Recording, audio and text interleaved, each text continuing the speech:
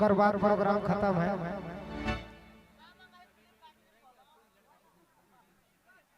हमरे के जितना कमेटी के भाई माना है सबका स्टेज में चल आवे जो राय के नाचे खातिर लास्ट गीत है। साल भर के त्योहार है भैया, मजा ले लेवे है थोड़ा सा। एक गाना ओकर बाद सब जैसा आए ही तैसा प्रेम से अपन अपन घर चल जाओ। चलो रोर मन के ख्वाहिश खातिर एक गीत और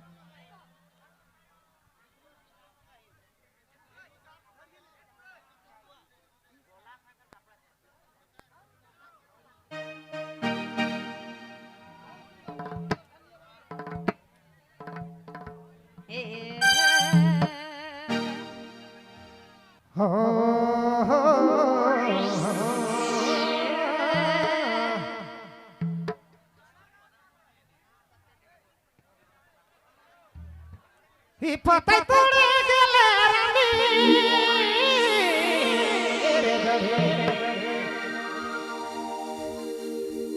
ओहे तुम्हारी गुना में पता तोड़े गेले रानी पता तोड़े गेले रे सोना।